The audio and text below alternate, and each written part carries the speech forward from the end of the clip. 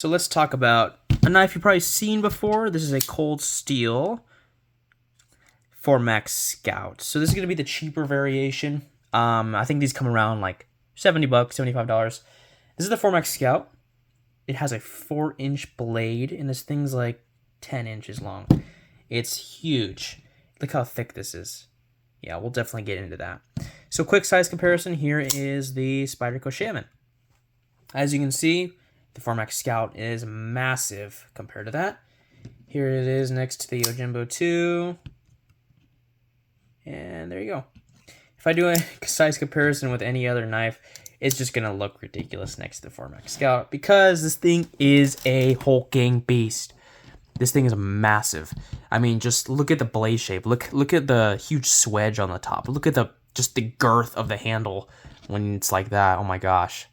I mean, look at that. Look how it fills my hand. And the blade stock, dude, is just insane. So yeah, pretty cool. Let's start off with the blade. As you can see, this is a huge drop point blade. The point drops like that. We have this swedge up here, making it really cool accent. But the swedge kind of will breaks down the weight a little bit, right? And probably keeps the balance in check. Makes it look cool, but also we still have the thickness here in the tip with that drop point. Very, very cool. You could do a lot of work with this knife. As you can see, this is a full flat ground or saber ground knife. Not full flat ground. This is just a flat ground blade. Saber ground. As you can see, this is the grind right here. Very nice. Yeah. This is heavy stonewash, by the way. Cold Steel is doing a whole bunch of different kind of variations of them. They're doing a DLC. They're doing the stonewash. They have like a bajillion different handle materials. These are, by the way, these are like I think these are FRN. Yeah, FRN. Yeah, FRN. Fiberglass reinforced nylon. As you can see, they have like kind of this texturing here. It's actually pretty well. It actually, if you're gonna do FRN, if Cold Steel's gonna do FRN, this is probably one of the better texturings to do because Cold Steel.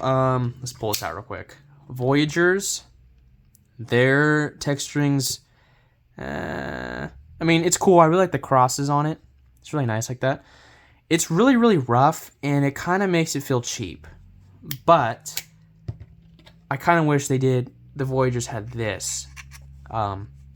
Almost like this little bit of sandy material where it's grippy, right? Almost like skateboard tape, but like a lot softer than skateboard tape.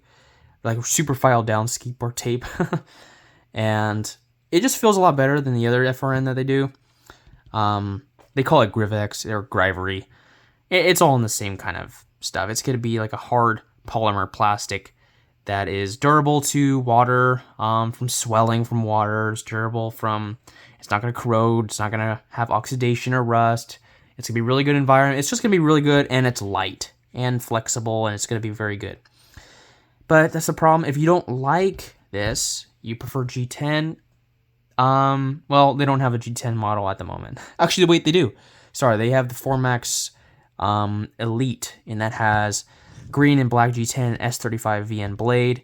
Also a stonewash finish, but that one's coming out like $400. So if you're willing to pay that versus the $75, go ahead, man. I mean, it's gonna be a big jump at price, but it's also gonna be definitely a more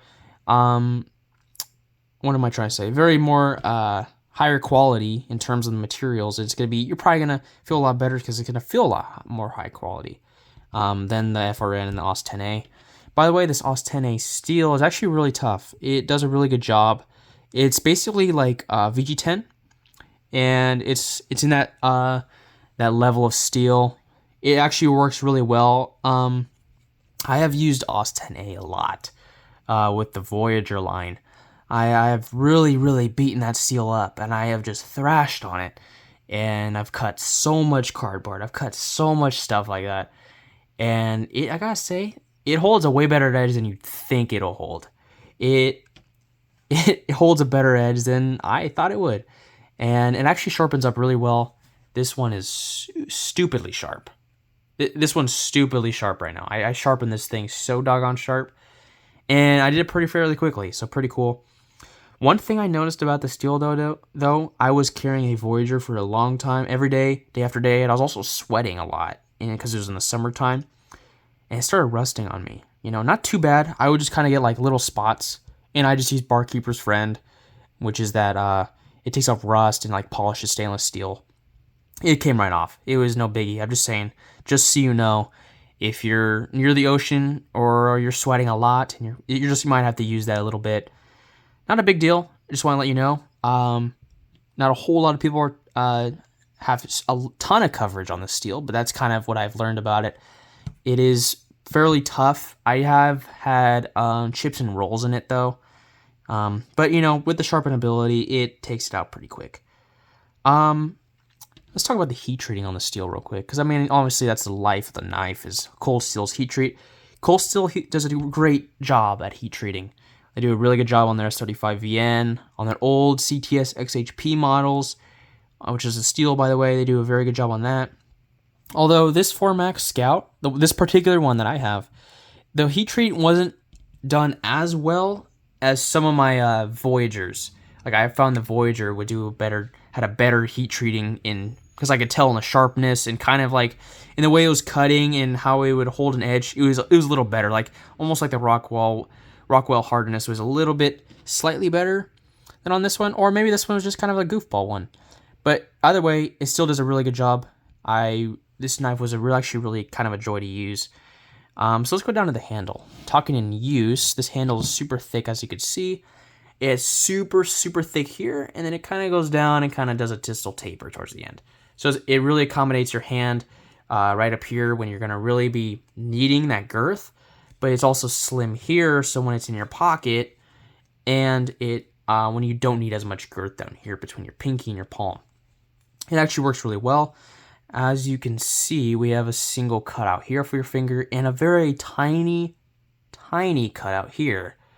I honestly wish that wasn't there. I don't really like this cutout. Because if you're going to be really wrenching on it, I don't know, it just shouldn't be there. I wish it was just kind of like just a continuous curve. Maybe keep this thickness where it's bumped up all the way through. That would have been a little better. But with gloves, that's a different story. With gloves, you can't even feel that. And it's going to feel a lot better. I think without gloves, the steel liners in there. By the way, this is full steel liners. As you can see. Yeah. It's not the most comfortable thing. Obviously, it's not like a fixed blade or something like that. You can feel the steel liners when you're cutting really hard, barehanded. But if you're wearing gloves, you're not even going to know it's there. And it's going to be super rigid. It's going to do a very good job with the structural integrity. It's super overbuilt. I mean, this thing is like an apocalypse knife, right? One and done. If you're going to have a one and done tool that you're going to be throwing around and you're going to be just really, really beating the crap out of it, you know, and it's going to really, you want something that'll hold up, it's going to be this. I mean, look at the size of this lock, this triad lock. Look at that stop pin. That's ridiculous, man. Look at this. Yeah, there's no doubt this thing's strong, and that's definitely the name of the game here, is strength, endurance, durability, and it's going to be there in the long run. It's going to be able to do everything with that blade shape. You're going to be able to cut things really well. You're going to be able to slice things really well. You'll be able to shear through things if you need to really quick. And also you have that finger choil where you can do a little bit of finer tasks if you really need to be careful when you're cutting close quarters or you're trying to do something else a little more with a little more technique or a little more attention to detail. So you have that option. And that handle's big enough where you can choke back up here and you could definitely chop with this thing. I gotta tell you, you could chop with this knife for sure. With the strength of that, with the thickness, and with the room you have on this massive handle, you can definitely chop with it. This is where the handles is so long for, is for that light chopping. You also can choke up here, like that, or you could do a saber grip, or you could do your choil, or you could do a pinch grip, you know, for like cooking and stuff, or draw cuts. Very cool. I mean, the handle is actually done really well. I think it's perfected with gloves. Yeah, if you're going to be using this for a long time, or any knife for a long time that's a folder, you should use gloves. It's just going to work better. It's going to be more hand-filling, and you'll definitely see how the design elements truly come out the way they're meant to be in a hard-use scenario. If you're going to be hard-use cutting, by the way. If you're going to cut a piece of paper, you don't need to put on gloves. It's kind of weird. So yeah. So that's kind of like the materials. That's the construction on it. As you can see, we have T6 size screws. I kind of wish they were bigger, like T8 or T10. And then we have a T8 pivot screw. These things take apart pretty well. You have to be careful. I have stripped out cold steel screws. Be very, very careful when you're taking them apart because they will strip out sometimes. They're not like Hinder where they're like perfected and they're like heat treated and all that stuff. So yeah, you have massive like volcano looking thumb studs, which will actually work really, really well when you can do a thumb flick. You can actually spidey flick this too, like this, middle finger flick. You can shake it out. You can do all that kind of stuff. So pretty cool. This thing is 10.2 ounces, I believe. It's heavy. This knife's heavy. It actually carries really well. It's not super, it's super tall, super wide, super heavy, but it actually carries surprisingly well. This is the pocket clip. As you can see, it's going to go probably that deep in your pocket. So some's going to stick out a little. You go see a little bit of the blade. You're going to see a tiny bit of this handle. But considering you have all this blade left in your pocket, that's a pretty good carry. And if the knife is so big, look at, you have a pinch grip right here. You could just easily pull it out of your pocket. So it's going to be one of those things where it's going to be very useful. It's going to be very good for any kind of work you're doing, especially on a construction site, or even if you're working outside. I mean, all around, like, or camping, honestly. I mean, this knife is going to be just for those. I need a knife, and I need to be able to do anything I need it to do. And this is the kind of knife it's there. I mean, this is what it's got. This is what it's going to be able to do. And yeah, so I think the knife is actually really well rounded. It's one of those knives that you can honestly depend on. It's not, if you go with the Formax Scout, it's not going to be just the super premium thing. It's not going to be that, but it is going to surprise you when you hold it in your hand. You're like, holy cow, this thing's awesome. And I gotta say, I really did, when I first held it, I fell in love with it. I'm like, this thing's awesome. Yeah, I mean, I don't carry it a whole lot anymore. I was EDCing it for a while, and I was like, okay, you know, I kind of got used to it. I forgot it was there at one point because I was carrying it for a while. And then I switched out to other stuff, you know. I think it's cool to have in your rotation if you're going to be working, if you're going to be working a lot. If you're going to be working outside, doing manual labor or doing construction or going camping, then it's perfect.